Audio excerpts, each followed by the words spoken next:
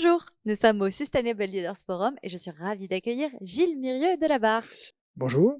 Bonjour Gilles, vous êtes chargé de mission à la Direction générale du Trésor et vous Oui. vous occupez notamment de la plateforme impact.gouv. Qu'est-ce que c'est? Alors en fait, la plateforme impact.gouv, elle vise 3 enjeux. Un enjeu de préparer les acteurs à la déclaration de performance extra-financière, et notamment principalement les TPE, les PME, ainsi que les ETI, mais bien sûr aussi les grands groupes, mais là, c'est plutôt destiné PME et ETI. Deuxièmement, c'est d'accompagner les entreprises pour les aider à faire ce pas de déclaration de performance extra-financière, qui est un sujet compliqué, qui n'est pas forcément très simple à mettre en œuvre dans des petites structures. Et puis le troisième enjeu, c'est de valoriser ce qu'elles font déjà. Parce qu'en fait, beaucoup de TPE, de PME et des ETI font des choses dans le domaine de la responsabilité sociale des entreprises. Et du coup, c'est, comme c'est indiqué sur la plateforme, c'est de montrer ses savoir-faire et surtout le faire savoir. Parce que ce qui est important, c'est au-delà de la transparence, c'est de faire savoir ce que ces entreprises font déjà dans le domaine environnemental, dans le domaine social et bien sûr dans le domaine de la gouvernance. Alors, qui est à l'initiative de cette plateforme? Alors, à l'initiative de la plateforme, c'est la secrétaire d'État Olivia Grégoire, donc, qui est secrétaire d'État chargée de l'économie sociale, solidaire et responsable. Et l'idée de départ, c'était d'impulser un mouvement pour créer une plateforme à disposition des entreprises et faire en sorte qu'on ait un outil public gratuit, parce que c'est ça qui est important. La plateforme impact.gouv, c'est un service public gratuit qui a été conçu, créé pour les entreprises par le secrétaire d'État avec l'appui technique de la Direction générale des entreprises. Alors, une première version a été lancée et j'ai cru comprendre qu'une deuxième était en cours de production. Alors, la première version a été lancée en mai 2021, donc dans un laps de temps assez réduit, mais il faut savoir que ça n'a pas été une construction en chambre. Ça a été une construction qui est issue d'un travail de coopération, de collaboration avec 20 branches professionnelles et une centaine d'entreprises. Donc, c'est ces travaux en atelier qui ont eu lieu au premier trimestre 2021 qui ont permis de sortir la première version en mai 2021 sur la base de 47 indicateurs, qui sont des indicateurs sur les 3 axes ESG de la RSE. Mais au fil du temps, nous avons reçu des remarques, nous avons pris en compte des demandes d'évolution fonctionnelle et petit à petit, nous avons amélioré cette plateforme. Donc, ce qui s'est passé, c'est que nous avons sorti une deuxième version en mars 2021, donc 2022, pardon, c'est tout récent.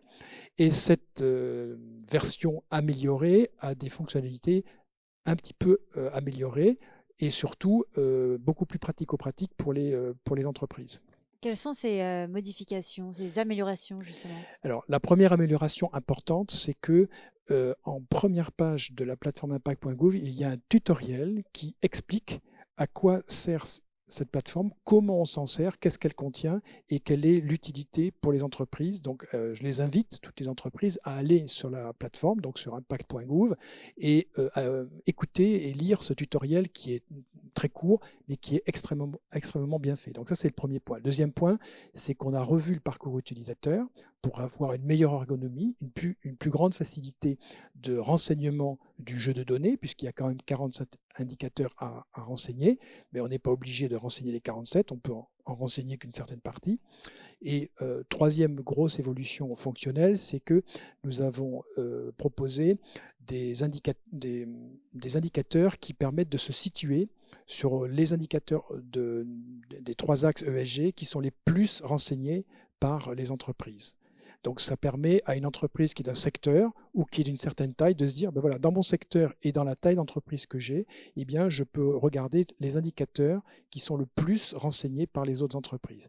Et ce qui est important de savoir, et c'est ça qui est important en termes de gestion et de gouvernance de la donnée, c'est que toutes les données qui sont renseignées par les entreprises, lorsqu'elles ont choisi de les rendre publiques, bien sûr, puisque on peut choisir de ne pas les rendre publiques, mais généralement c'est plutôt en open data, et bien ces données aujourd'hui sont mises à disposition de toute acteurs qui seraient intéressés, cabinets d'expertise, conseils, administration ou autres.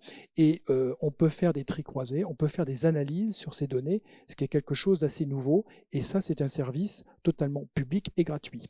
Il y a un outil de pilotage sur cette plateforme? Alors, l'outil de pilotage, il est en cours de finalisation, puisqu'en fait, l'idée que l'on a souhaité mettre en place, c'est d'avoir une facilité de sortie d'un tableau de bord pour les entreprises sur les indicateurs qu'elles ont renseignés sur la plateforme Impact et de faire en sorte que, en appuyant sur un bouton, elles aient un tableau de bord qui soit un outil pour de discussion et d'animation du pilotage stratégique de l'entreprise sur ce qu'elle déclare en termes de performance extra-financière.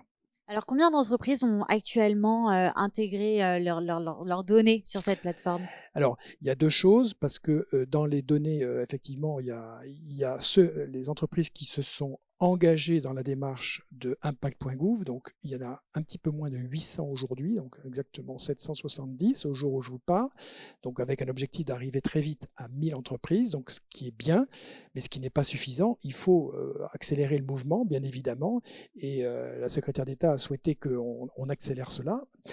Et le deuxième élément, c'est que il y a des entreprises qui ont renseigné le jeu de données, donc il y en a moins, il y en a un petit peu moins de 300 aujourd'hui, et pour certaines, la plupart, elles ont rempli le jeu de données dans une complétude, et il y en a très peu en réalité qui n'ont pas complété toutes les données. Voilà. Donc on en est là aujourd'hui en termes de déploiement de cette plateforme impact.gouv, ce qui est un premier déploiement. C'est une plateforme qui est toute jeune, hein, elle a aujourd'hui moins d'un an, donc c'est déjà un très beau succès, et avec un pilotage qui a été très porté par le cabinet de la secrétaire d'État, avec bien sûr un appui très important technique de maîtrise d'œuvre des équipes techniques de la Direction générale des entreprises.